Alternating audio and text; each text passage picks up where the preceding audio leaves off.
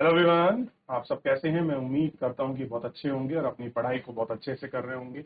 मैं Akash Kumar Badana ICT virtual classroom में आपका बहुत बहुत स्वागत करता हूं मेरे प्यारे बच्चों। जैसा आपको पता है मेरे प्यारे बच्चों, बेसिकली हमारी आपका जो है 12th क्लास है। 12th क्लास में हिस्ट्री हम लोग देख रहे हैं और हिस्ट्री के अंदर हमारा चैप्टर चल रहा था विचार, विश्वास और इमारतें।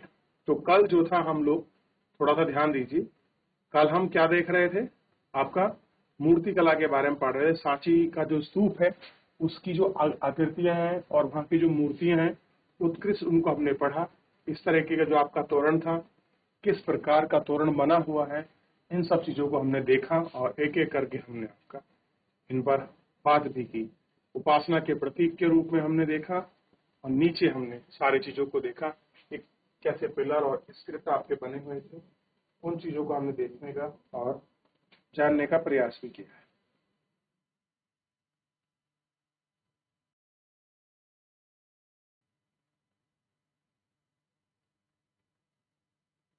चलिए इतना आगे देख लें।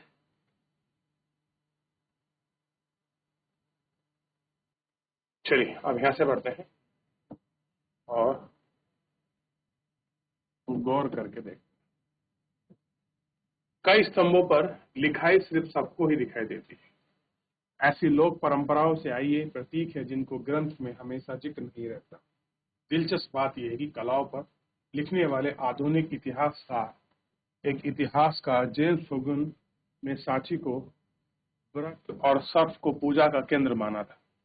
वे बौद्ध साहित्य से अनभिज्ञ थे तथा ज्यादातर बौद्ध ग्रंथों का अनुवाद नहीं हुआ है, इसलिए उन्होंने सिर्फ उत्कीर्ण मूर्ति कला का अध्ययन अपने निष्कर्ष से निकाला है। ठीक, तो कल कह दिया। आप थोड़ा सा आगे बढ़ते हैं और पढ़ते हैं नई धार्मिक परंपराएं। महायान बौद्ध का मतलब विकास। महायान एक बौद्ध की शाखा है। हीन यान, महायान, उसमें शाखा है महायान, बौद्ध मत का विकास। कि महायान जो बौद्ध मत है, नई परंपरा है। देखिए, एक निकला महायान, एक निकला हीनयान, ये दो निकले। तो पहली शताब्दी की बुद्ध आपकी मथुरा मूर्ति कला को, तो प्रथम सदी की के बाद बौद्ध अवधारणाओं और व्यवहार में बदलाव नजर आते हैं। प्रारंभिक बौद्ध मत में निबंध के लिए व्यक्तिगत प्रयास विशेष महत्व दिया गया। बौद्ध को भी एक मनुष्य समझा जाता है। व्यक्तिगत प्रयास से प्रतोभन और निम्बन प्राप्त होना है। देखिए क्या ध्यान दिया गया पहली सदी में कि बौद्ध की अवधारणाओं में व्यवहार में बदलाव नजर आया और प्रारंभिक बौद्ध मतों ने निबंध के लिए व्यक्तिगत प्रयास पर विशेष ध्यान दीजिए। किस पर बल दे रहे हैं? व्यक्तिगत प्रयास पर। बौद्ध को एक मनुष्य समझा जाता है। वे व्यक्तिगत प्रयासों से प्रबोधन और निम्न प्राप्त कर, परंतु धीरे धीरे एक मुक्त दाता की कल्पना उभरने लगी और विश्वास किए जाने लगा कि वे मुक्ति दिला सकते हैं। साथ ही बोधिसत्व की अवधारणा भी उभरने लगी। बोधिसत्व की परम करुणा में जीव माना गया है। बोधिसत्व का मतलब क्या है? परम करुणा जीव, जो अपने सत्य कर्तव्यों से पुण्यों कमाते हैं, लेकिन इस पुण्य का उपयोग दुनिया के दुखों में छोड़ देने के लिए, निम्बन प्राप्त करने के लिए नहीं, बल्कि इससे दूसरे की सहायता करने, बौद्ध और बोधिसत्व की मूर्ति की पूजा करने, इसमें एक महत्वपूर्ण अंग बना। चिंतन इसकी नई परंपराओं का है और नाम से जाना गया। इस विश्वास और अभिनय में पुजारी परंपराओं को हीनयान की शाखा से आपका संबोधित किया। जैसे क्या गया? हीनयान की जो शाखा है उससे आपका संबोधित किया गया। देखिए, चलिए, तो ये अब मूर्ति देखिए, पहली सदी में मथुरा कला में बनी ये भगवान बुद्ध की पहली मूर्ति है। देखिए कैसी है, ये पहली मूर्ति है। आप चरण पादुक, हाँ, चरण से लेकर आप शीर्ष तक बुद्ध की प्रतिमा को अच्छे से देख सकते हैं। ठीक,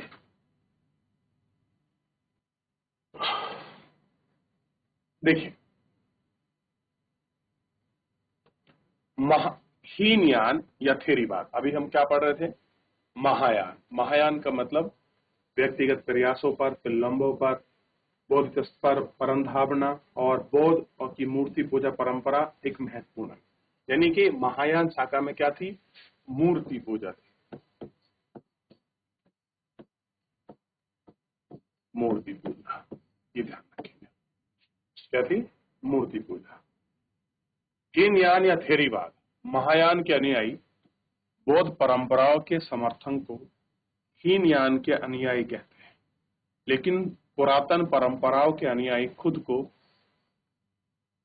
थेरीवाद कहते हैं। इसका मतलब यह है कि वे लोग जिन्हें पुराने प्रतिष्ठित शिक्षक थेर कहते थे कि रास्ते पर चले। कहने इसका मतलब वे लोग जो आपके पुराने प्रतिष्ठित शिक्षकों के जो रास्ते पर चले उनको थेर कहा गया। यानी कि जो आपका मूल विचारों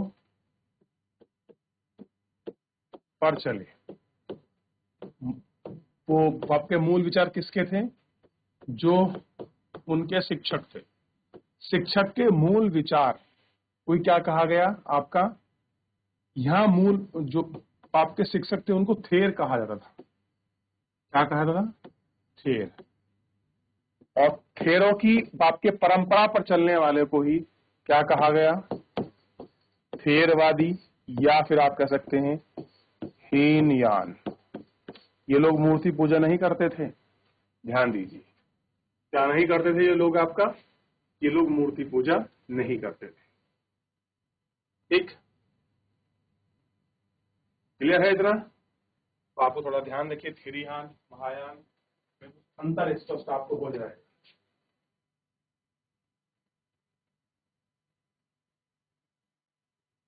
चलिए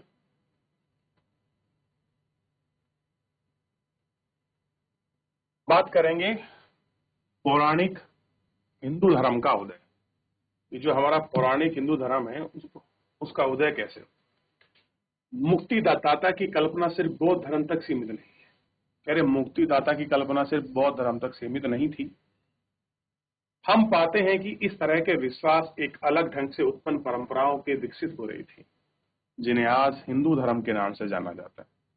इसमें वैष्णव यानी कि हिंदू परंपरागत विष्णु को सबसे महत्वपूर्ण देवता माना जाता है, और शैव वह संकल्पना जिसमें शिव परमेश्वर है। वैष्णव में भगवान विष्णु और शैव में आपका शिव परमेश्वर है। परंपराएं शामिल हैं, इसके अंतर्गत एक विशेष देवता की पूजा को खास महत्व दिया जाता है।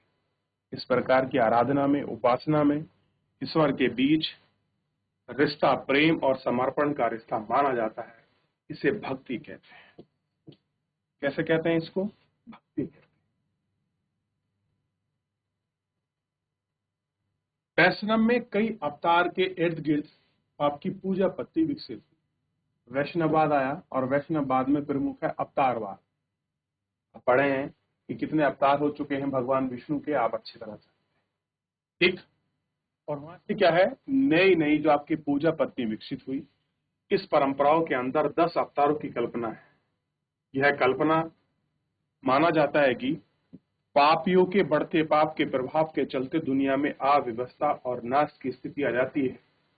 तब विश्व की रक्षा करने के लिए भगवान अलग अलग रूपों में अवतार,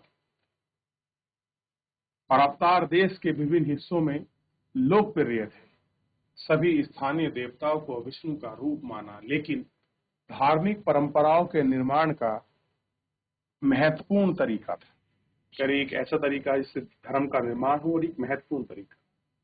कई अवतारों को मूर्ति के रूप में देखा गया, दूसरे देवताओं की मूर्ति बनी, शिव को प्रतीक लिंग के रूप में बनाया गया, लेकिन उनके बारे में मनुष्य के रूप में भी कई बार देखा गया। वे सारे चित्रण देवताओं से जुड़ी हुई इस मिश्रित अवधारणाओं पर आधारित थे। उनकी खूबियां और प्रतीक उनके शिव वस्त्र आभूषण अशुद्ध हो यानी हथियार हाथ में धारण करने को अन्य शुभ अस्त्र बैठाकर शैली के रूप में इंगित किया गया। अब देखते हैं शिव और विष्णु के जुड़ी बहुत सारी कहानी और परंपराएं हैं जिनके अनुसार उनको बनाया गया, आपका दिखाया गया। वैष्णव पति में भगवान विष्णु को प्रमुख देवता माना गया, शैव में भगवान शिव को माना गया और विष्णु के जो है शैववाद में अवतारवाद की कल्पना है और इसी अवतारवाद की कल्पना के अंदर देखेंगे हर अवतार में नई नई पूजा का प्रचलन हुए और लोग मांगते हैं अवतार तब होता है जब हमारी पृथ्वी पर पाप बढ़ जाता है। उस पाप को कम करने के लिए परमात्मा अलग अलग रूप में आपका क्या लेते हैं, जन्म लेते हैं और यही हमको इसमें दिखाया गया है। देखिए फिर आगे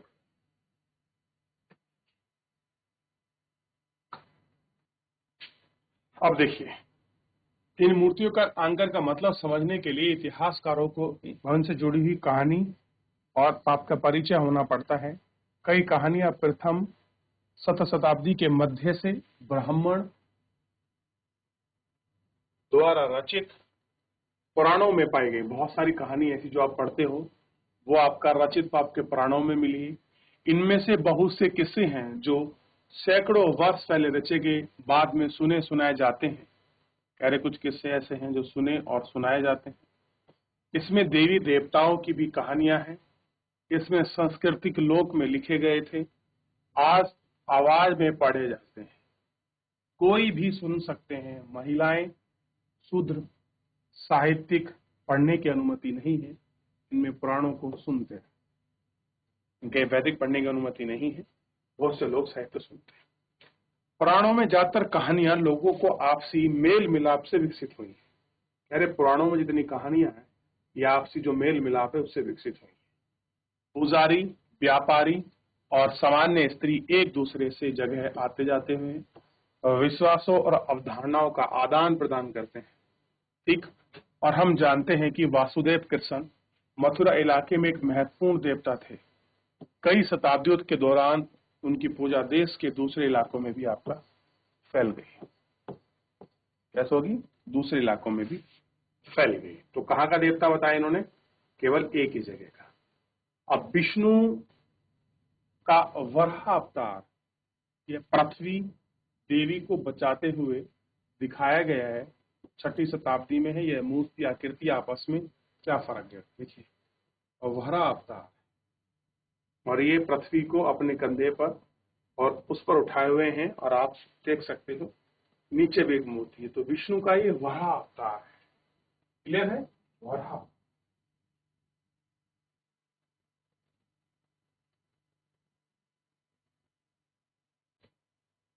अब देखिए ये महाबलीपुरम तमिलनाडु से दुर्गा पूजा की एक मूर्ति है, उत्कृष्ट। कुछ हो ना हो आपको ऐसी पेंटिंग और ऐसी मूर्ति कला दिखा दूंगा जो आपने ना कभी देखी होगी। ये सब हिस्ट्री में ही आपको देखने को मिलती है और बड़ी उत्कृष्ट कला है जो आपको यहाँ पर दिखाई देगी।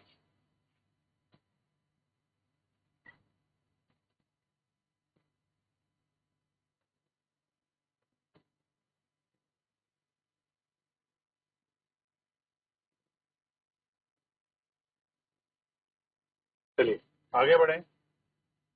हम इससे आगे बढ़ रहे हैं और मंदिरों का बनाए जाना कि आखिर में जो मंदिर है वो बनाए क्यों, जब बनाए जा रहे थे क्या उनका कारण रहा था और उनके पीछे की जो फिलॉसफी थी वो क्या थी कि मंदिर बनना चाहिए, क्या कुछ लोग सोचते थे मंदिरों के बारे में।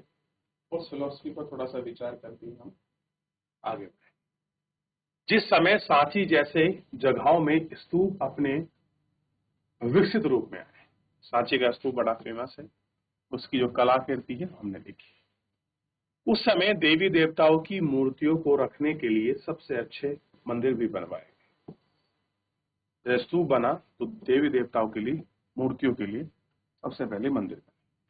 शुरू में मंदिर एक चकोर कमरे में थे जिन्हें गर्भगृह कहा गया।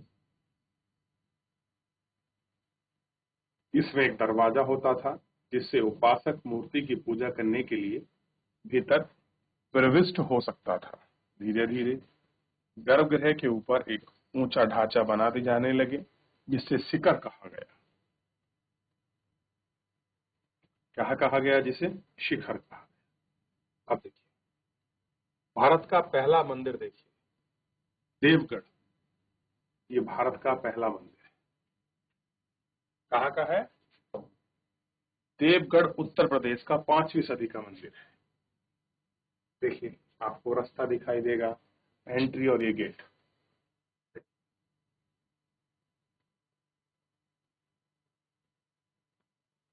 चलिए आगे बढ़े। मंदिर की दीवारों पर अक्सर भीतर चित्र उत्कीर्ण किए जाते थे। बाद के युग में मंदिरों की स्थापत्य कला में काफी विकसित हुई। पहले क्या था? चित्रों को मंदिर के अंदर बनाते थे, उसके बाद चीजें काफी विकसित हुई। अब मंदिरों के साथ विशाल स्तंभगृह, ऊंची दीवारें और तोरण भी जोड़े गए और जल आपूर्ति का इंतजाम भी किया गया। आप देखते हैं बहुत सारे ऐसे मंदिर हैं जो मंदिर के बाहर आप देखेंगे बहुत बड़ा डैम। और साउथ में चले जाए, साउथ में मंदिर से पहले क्या मिलेगा? एक तालाब मिलेगा। उस तालाब में स्नान करने के बाद आप धोती पहन के ही मंदिर में जा सकते हैं और गर्भगृह में केवल पुजारी को जाने की आज्ञा है, आम जन उसमें नहीं जा सकते। तो ऐसे बहुत सारे नियम, बहुत सारी मूर्ति पूजा के तौर तरीकों को वहां बनाया गया और इसमें आपका दिखाया भी गया है। ठीक। और ये है भगवान विष्णु की शयन, यानी कि सोते हुए आपको प्रतिभा दिखाई दी। चलिए, तो फिलहाल जो आज चीजों को हमने पढ़ा है, बौद्ध धर्म के हीनयान, महायान, थेरीवाद की जो विशेषता है उसको हमने पढ़ा और जानने का प्रयास किया। फिलहाल जो है मेरे प्यारे बच्चों, आज के इस लेक्चर में इतना ही। मिलेंगे नेक्स्ट लेक्चर में। तब तक अपना ध्यान रखिए, स्वस्थ रहिए, अपनी पढ़ाई को बहुत अच्छे से करते रहिए। मुझसे जुड़ने के लिए आपका बहुत बहुत